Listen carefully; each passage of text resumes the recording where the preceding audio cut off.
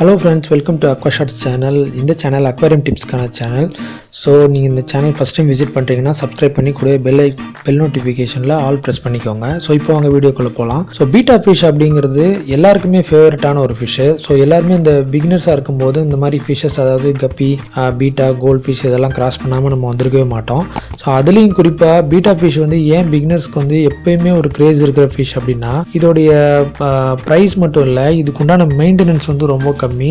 அதே மாதிரி இதுக்கு கொடுக்குற டேங்க் சைஸு அதோட ரிக்குவயர்மெண்ட்ஸ் வந்து ரொம்ப சிம்பிளாக இருக்கும். எந்த ஒரு ஃபில்ட்ரேஷனோ இல்லைனா வந்து ஏர் பம்போ எதுவுமே தேவையில்லை. ஸோ பிகாஸ் இது சர்ஃபேஸ்லேருந்து ஆக்சிஜன் எடுக்கும். ஸோ பீட்டா ஃபிஷ்க்கு என்னதான் நீங்கள் சர்ஃபேஸ்லேருந்து ஆக்சிஜன் எடுக்குதுனாலும் எல்லா ஃபிஷ் மாதிரியும் அதுவும் வேஸ்ட் ப்ரொடியூஸ் பண்ணுற ஃபிஷ் தான். எஸ்பெஷலி டெய்ல் பெருசாக இருக்கிற எல்லா ஃபிஷ்ஷுமே அது சாப்பிட்றத விட அதிகமாக வேஸ்ட் ப்ரொடியூஸ் பண்ணும். இது நிறைய பேருக்கு புரியறதில்ல. ஸோ பீட்டா ஃபிஷ் தானே நம்ம வந்து ஒரு கிளாஸில் வச்சுக்கலாம் அப்படின்னு சொல்லி ரொம்ப டேங்க் சைஸ் வந்து ரொம்ப ஷார்ட்டாக வந்து அதுக்கு ப்ரொவைட் பண்ணுவாங்க. இன்னும் நிறைய பேர் வந்து ஒரு கண்ணாடி கிளாஸில் வந்து அதை வந்து மெயின்டைன் பண்ணிக்கலாம் அப்படின்னு நினைப்பாங்க. இப்படிலாம் நீங்கள் மெயின்டைன் பண்ணிங்கன்னா இது வந்து ரொம்ப சக்ஸஸ் ரேட் வந்து உங்களுக்கு ரொம்ப கம்மியாக இருக்கும். மினிமம் உங்களுக்கு ஒரு 6 இன்ச்சுக்கு ஒரு நேனோ டேங்க் இருக்கணும். அது வந்து உங்களுக்கு ரொம்ப ஸ்பேஸ் எடுக்காது. ஒரு டேபிளில் நீங்கள் ஒரு ஃப்ளவர் வாஸ் வைக்கிற மாதிரி அழகாக செட் பண்ணி வச்சுக்கலாம். தேவைப்பட்டால் மணி பிளான்ட் வந்து நீங்கள் அதில் ஆட் பண்ணிக்கலாம். ஸோ பீட்டா ஃபிஷ் வந்து ஜம்ப் பண்ணுற ஃபிஷ் கிடையாது.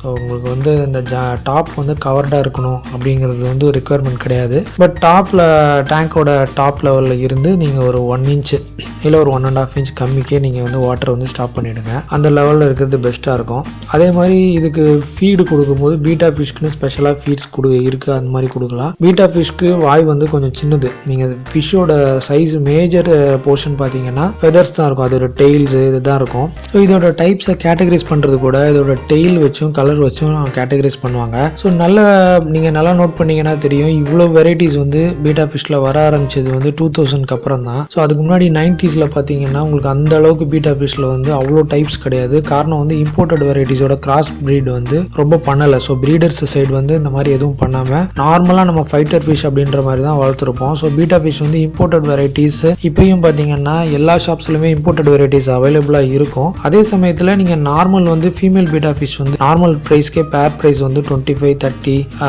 40 ருபீஸ் அந்த மாதிரி ரேஞ்சிலையும் வளர்ப்பாங்க.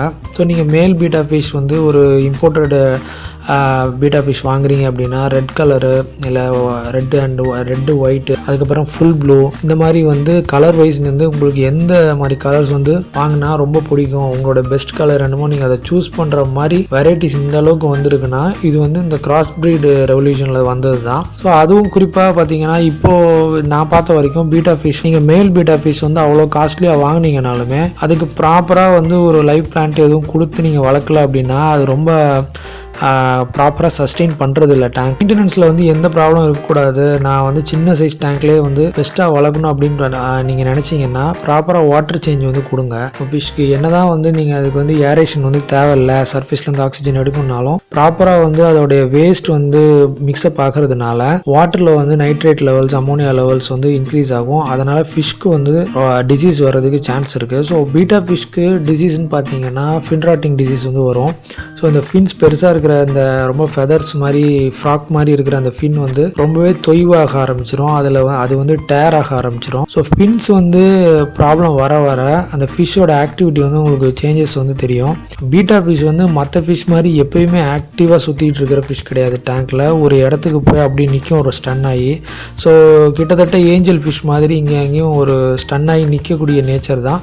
பட் ஏஞ்சல் ஃபிஷ் மாதிரி சாஃப்ட் கிடையாது. இது வந்து ரொம்பவே வந்து ரொம்ப மற்ற ஃபிஷ்ஷஸ் வந்து அது கூட இருக்குது. இல்லைனா இன்னொரு பீட்டா ஃபிஷ் வந்து பக்கத்தில் ஒரு டேங்க்கில் நீங்கள் வச்சிங்கன்னா ரொம்பவே அக்ரெசிவாக பிஹேவ் பண்ணும். அந்த மாதிரி டைப் தான். பட் இது லோன்லியாக தனியாக நீங்கள் டேங்க்கில் போடும்போது அந்த அளவுக்கு அது ரியாக்ட் பண்ணாது. இப்போ பீட்டா ஃபிஷ்ஷோட டேங்க்மெண்ட்ஸ் அப்படின்னு பார்த்தீங்கன்னா நீங்கள் டேங்க்மெண்ட்ஸ் இல்லாமல் சோலோவாக வளர்க்குறது பெஸ்ட் ஐடியாவாக இருக்கும். அப்படியே இன்கேஸ் நீங்கள் டேங்க்மெண்ட் விடணும்னு நினச்சிங்கன்னா ஸ்ரிம்ஸு, ஸ்னெயில்ஸு, கோரி கேட் ஃபிஷ்ஷு அப்புறமா லோச்சு, க்ளவுன் லோச் இந்த மாதிரி ஃபிஷ்ஷஸ் வந்து விடலாம். பட் அதில் என்ன ஒரு ப்ராப்ளம் வரும்னா இந்த ஃபிஷ் வந்து மற்ற ஃபிஷ்ஷை விரட்டும் போது அது ஓடி ஒழிகிறதுக்கு கரெக்டான ஸ்பேசிங்ஸ் இருக்கணும். அதாவது நான் என்ன சொல்ல வரேன்னா நீங்கள் பீட்டா ஃபிஷ் ஒரு பிளான்டட் டேங்க் நல்ல ஒரு டென்ஸான பிளான்டட் டேங்க்கில் நீங்கள் வளர்க்குறீங்க அப்படின்னா மட்டும்தான் நீங்கள் மற்ற ஃபிஷஸை இது கூட விட முடியும். ஏன்னா ஒருவேளை இது வந்து சேசிங் பண்ணாலோ இல்லைனா நிப்பிங் பண்ண ட்ரை பண்ணாலோ மற்ற ஃபிஷஸ் வந்து போய் ஒளிஞ்சிக்கிறதுக்கு பிளான்டட் டேங்க் வந்து பெஸ்ட் சாய்ஸாக இருக்கும். நீங்கள் நல்ல ஒரு பேர் பாட்டம் பெரிய டேங்க்கில் பீட்டா ஃபிஷ்ஷை விட்டுட்டு மற்ற ஃபிஷஸை நீங்கள் கூட விட்டிங்கன்னா கண்டிப்பாக வந்து மற்ற ஃபிஷஸ்லாம் இருக்காது. இது அவ்வளோ அக்ரெசிவாக பிஹேவ் பண்ணும். ஸோ பீட்டா ஃபிஷ் வந்து நிறைய பேர் நினைக்கிறது என்னென்னா டேங்க் மிட்ஸை விடக்கூடாத ஃபிஷ் அப்படின்னு தான் நினைக்கிறாங்க. ஸோ டேங்க் மிட்ஸ் வந்து கரெக்டாக சஸ்டெயின் ஆகிறதுக்கு நீங்கள் பிளான்டட் டேங்க்ல போகிறது ரொம்ப பெஸ்ட் ஐடியாவாக இருக்கும்னு சொல்லியிருக்கேன். ஸோ அதை வந்து நீங்கள் கண்டிப்பாக பீட்டா ஃபிஷ் வந்து ஒரு பிளான்டட் டேங்க் ஒரு இம்போர்ட்டட் பீட்டா ஃபிஷ்ஷுக்கு நீங்கள் நேனோ டேங்கே செட் பண்ணால் கூட அதில் வந்து நீங்கள் மணி பிளான்ட்டோ இல்லைனா வந்து ஒரு ஃப்ளோட்டிங் பிளான்ட்டோ கொடுத்தீங்கன்னா அந்த வாட்டரில் இருக்கிற வேஸ்டேஜ் இருக்கு இல்லையா, அதாவது நைட்ரேட் எல்லாமே பிளான்ட்ஸுக்கு தேவைப்படும், அது செக் பண்ணிக்கும். ஸோ வாட்டரை வந்து ரொம்ப ஆர்கானிக்காக பார்த்துக்கும் ஃபிஷ்ஷுக்கு தேவையான மாதிரி. நீங்கள் வந்து நிறைய பேர் என்ன பண்ணுவாங்கன்னா டாய்ஸ்லாம் வைக்கிறேன் அதில் ஏர் பம்ப் வர மாதிரி செட் பண்ணுறேன்னு சொல்லிட்டு பபிள்ஸ் வந்து அழகாக இருக்குன்ட்டு அந்த மாதிரி செட் பண்ணுவாங்க. அந்த மாதிரி மிஸ்டேக்கை பண்ணாதீங்க. பீட்டா ஃபிஷ் வந்து டிஸ்டர்ப் ஆகி செத்து போயிடும். அந்த மாதிரி வந்து ஏர் பம்ப் கொடுக்குறது பீட்டா ஃபிஷ்க்கு வந்து செட்டே ஆகாது. அதே மாதிரி வார்ம்ஸ் பிளட் வார்ம்ஸ்லாம் நீங்கள் தாராளமாக கொடுக்கலாம். அந்த மாதிரி வார்ம்ஸ்லாம் கொடுக்கும்போது உங்கள் ஃபிஷ் வந்து ரொம்பவே விரும்பி சாப்பிடும், ஆக்டிவாக இருக்கும். ஃபீட் பொறுத்த வரைக்கும் லைவ் ஃபீட் பொறுத்த வரைக்கும் ரொம்ப பெரிய மீட் வந்து சிக்கன் போடுறேன் அந்த மாதிரி மீட் எல்லாம் வந்து ரொம்ப ப்ரான்ஸு இதெல்லாம் வந்து ரொம்ப பெரிய சைஸில் வந்து போடாதீங்க, ரொம்ப ஃபைனாக சாப் பண்ணி போடுங்க.